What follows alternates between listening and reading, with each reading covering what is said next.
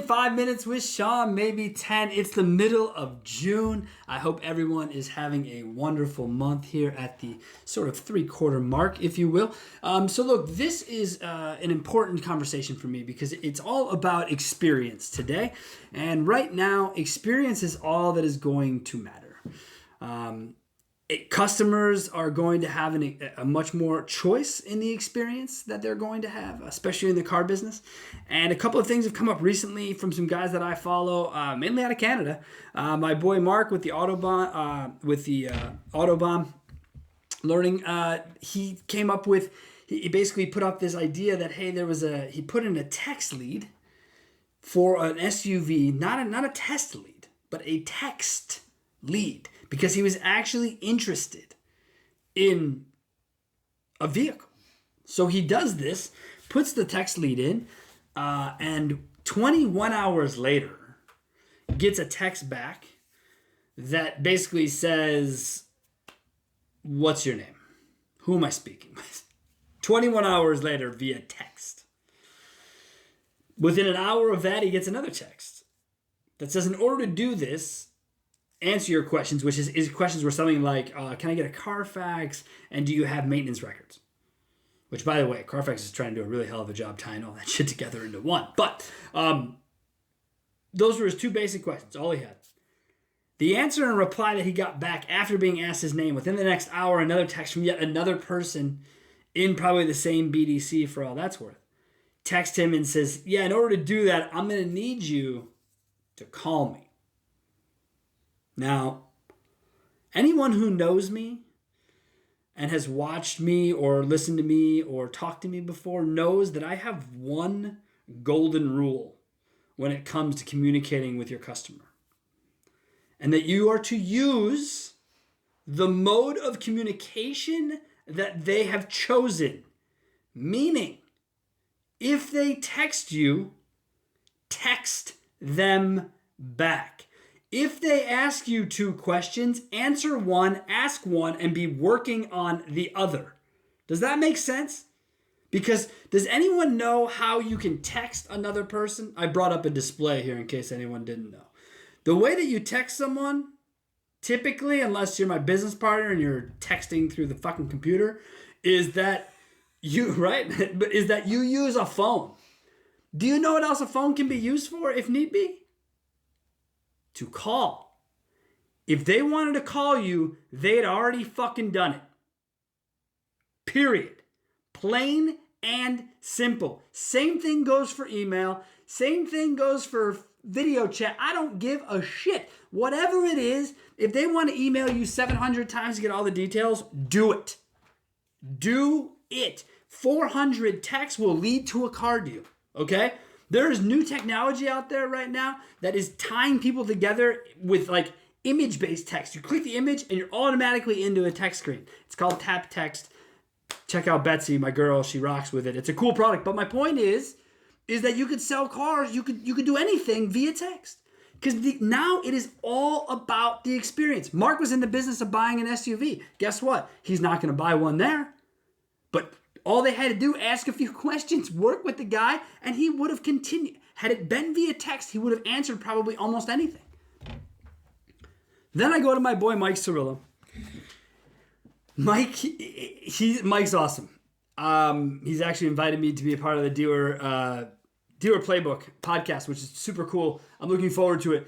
But here's the thing. Mike was talking about listening to phone calls, okay?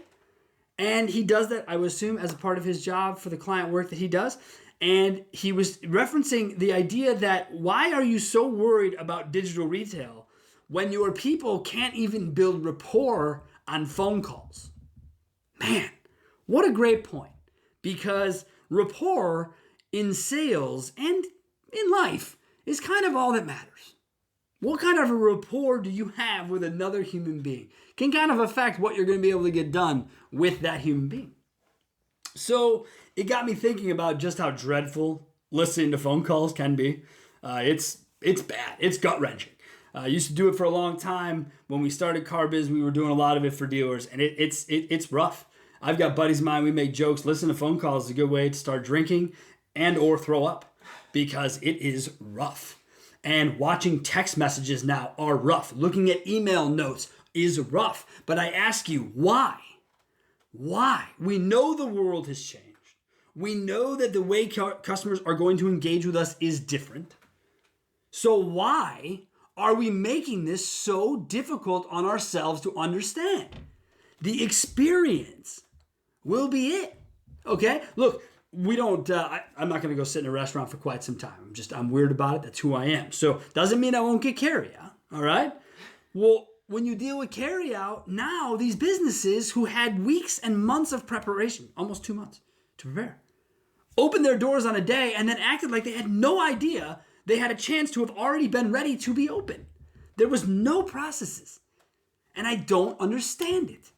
I don't get why in an experience-based world, which we were already in, but now we're really, really, really in it, that price isn't really going to become that much of a concern. Yes, I understand the unemployment numbers and all of that and subprime buying. Okay, take it out of the equation. Let's just talk about the fact that today you will be paying more to do things because restaurants will not be able to fit the same amount of people, which means if they're going to stay in business and pay their rent that did not change because they can only have less people in their building, they're going to have to figure out a way to either A, increase their price, or B, increase their efficiency, or C, do both. So dealers, we've got to do the same thing. We've got to figure out how to make our experiences so seamless and so wonderful. I have a client of mine who had a manager in the last 3 weeks fight him on deliveries to people's homes of vehicles in a very, very large state, who has been under the coronavirus for quite some time, was fighting the idea.